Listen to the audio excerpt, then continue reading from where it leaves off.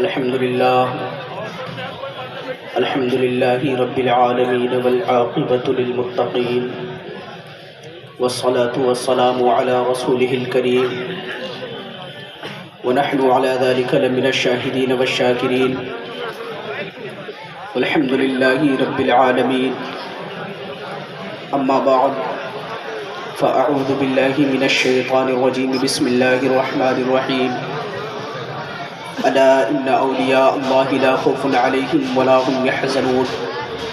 صدق الله العظيم وبلغنا رسوله النبي الأمين المكين الكريم ونحن على ذلك لمن الشاهدين والشاكرين والحمد لله رب العالمين.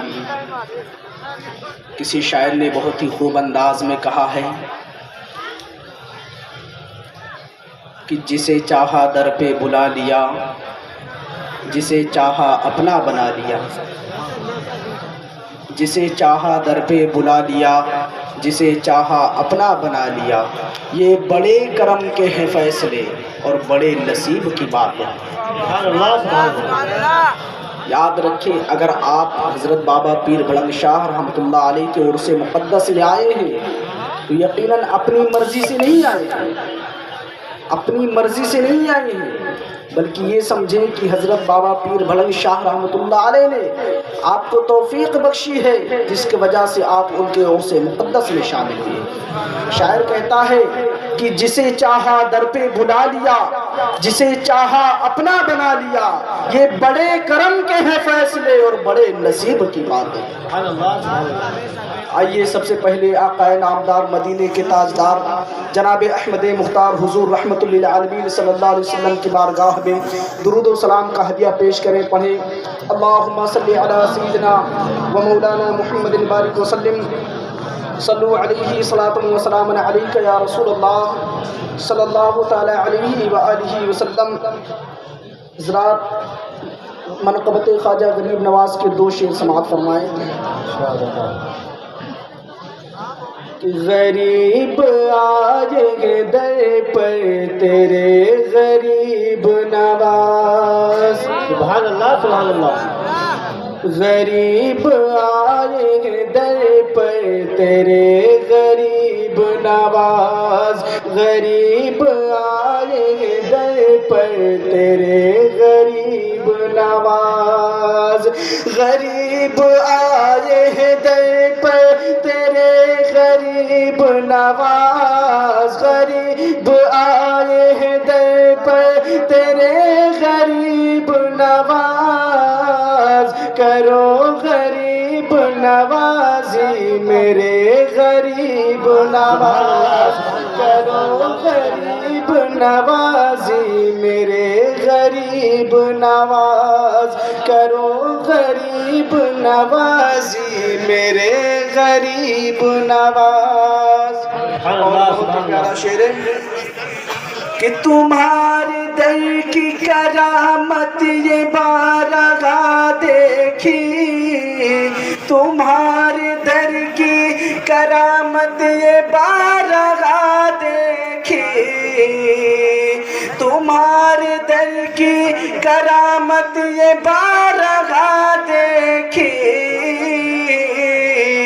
غریب آئے اور ہو گئے غریب نواز.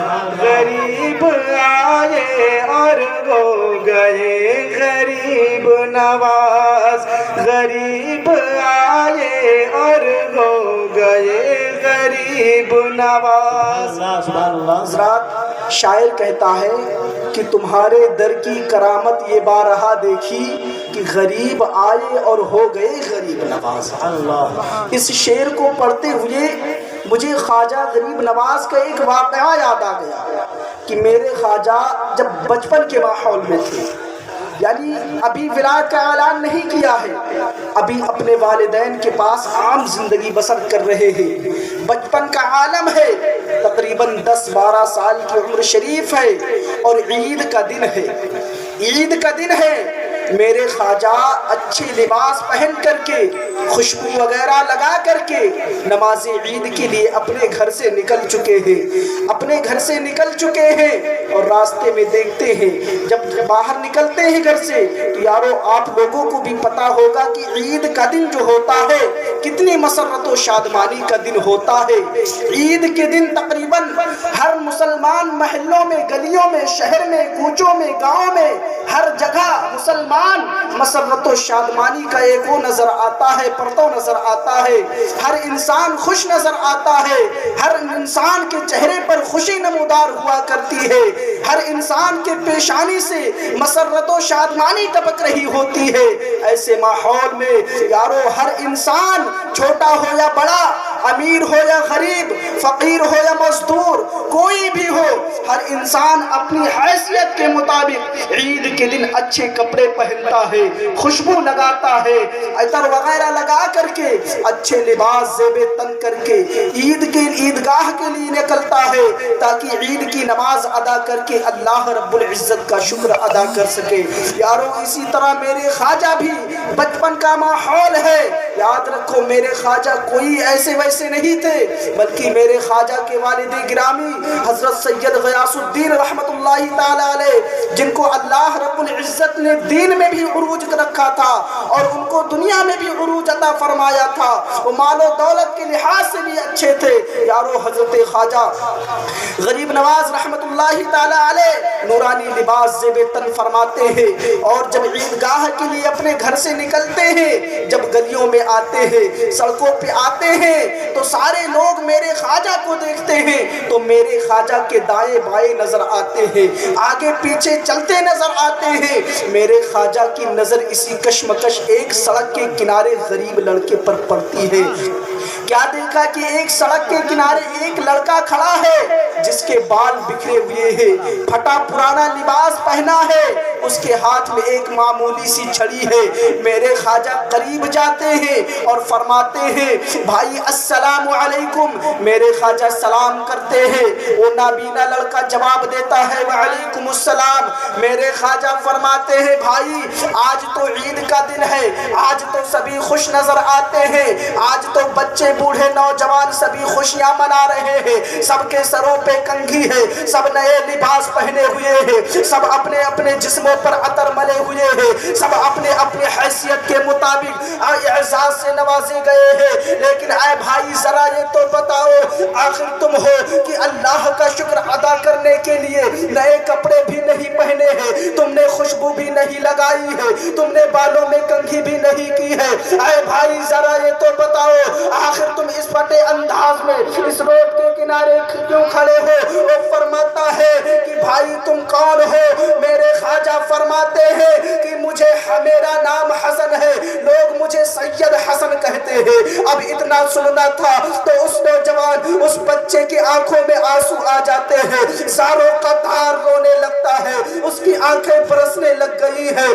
فرماتا ہے اے آقا دو جہاں صلی اللہ علیہ وسلم کے شہزادے، اے آقا کے نواسے، آپ سن لیجئے کہ چہرے یعنی سروں پر کنگھیاں ان کے ہوتے ہیں جن کے بھائی بہن زندہ ہوتے ہیں، ان کے نیا لباس کو پہنتے ہیں جن کے سر پر باپ کا سایہ ہوتا ہے۔ بھائی یہاں پر عید کی خوشی وہ مناتے ہیں جن کی ماؤں کا سایہ ان کے سروں پر ہوتا ہے۔ بھائی چہرے پر مسکان اس کے ہوتے ہیں جس کے رشتہ دار اعزا و اقربا اس کے ساتھ ہو۔ حضور سن لے میرے سر پہ میرے باپ کا سایہ نہیں ہے، مجھے میرے ماں نہیں ہے، میرے بھائی بہن نہیں ہے، میرے رشتہ داروں اعزا اقربا کا میرے ساتھ نہیں ہے۔ بھائی میں یتیم ہوں، میرا اس دنیا میں کوئی نہیں ہے۔ جب اتنا سنتے ہیں تو میرے خواجہ فرماتے ہیں او بھائی آج سے تم یتیم نہیں ہو، آج سے تم دنیا اور آخرت میں میرے بھائی ہو۔ اے دیوانو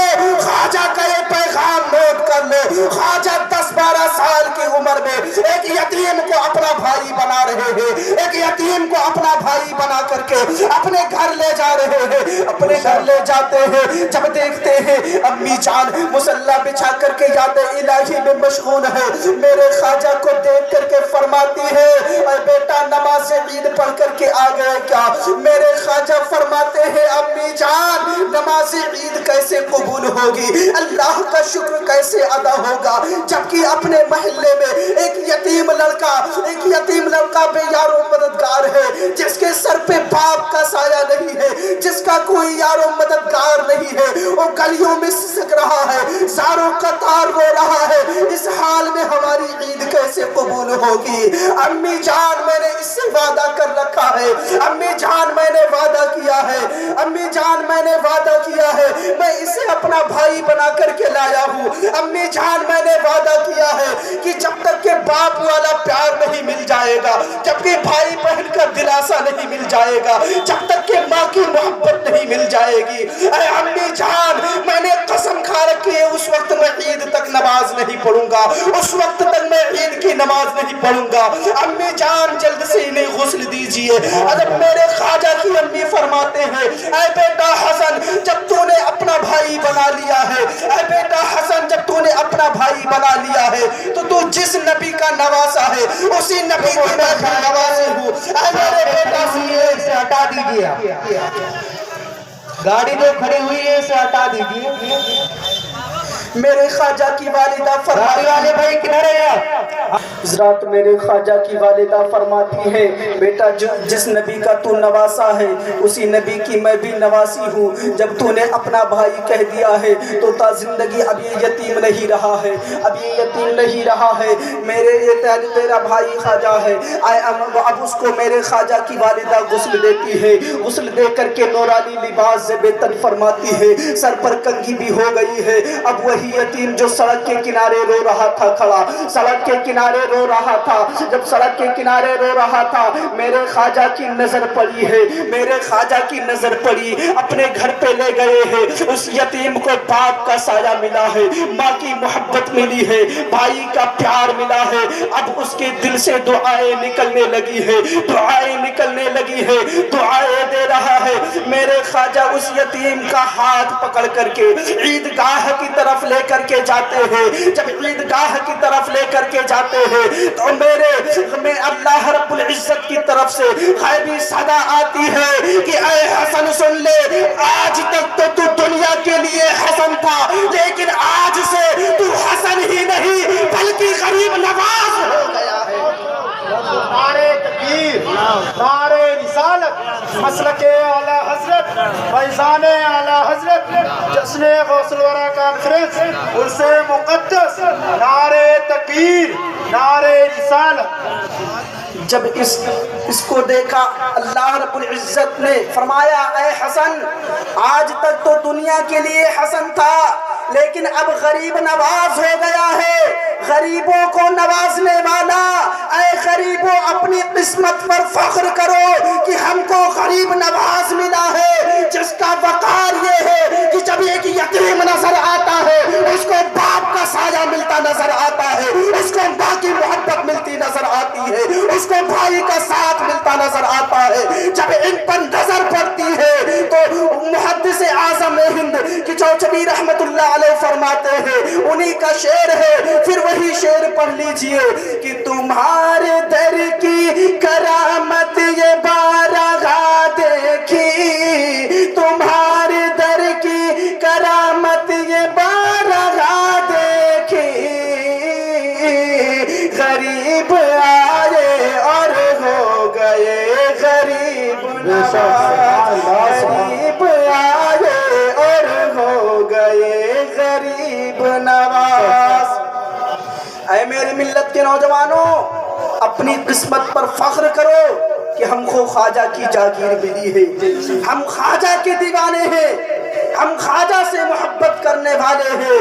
اے دیوانوں میرا خواجہ وہ ہے جو اپنے غریبوں کو خالی ہاتھ نہیں لوٹاتا ہے، اپنے منگتوں کو خالی ہاتھ نہیں لوٹاتا ہے، بلکہ جب بھی میرے خواجہ سے کسی سائل نے سوال کیا ہے اسے اتنا دیا ہے کہ کسی نے کہا تھا تیرے گلی میں شاہ کسی چیز کی کمی نہیں، جھولی ہی میری تنگ ہے تیرے یہاں کمی۔ میرے خواجہ کا دربار عالی شان ہے، جب بھی منگتے جاتے ہیں میرے خواجہ خالی ہاتھ نہیں لوٹاتے ہیں، بلکہ اسے اتنا عطا کرتے ہیں کہ کسی دوسرے چوکھٹ پہ اسے سر جھکانے کی ضرورت نہیں۔ اور محدث اعظم ہند کی چوچوی رحمت اللہ علیہ فرماتے ہیں کہ تمہاری ذات سے میرا بڑا تعلق ہے، تمہاری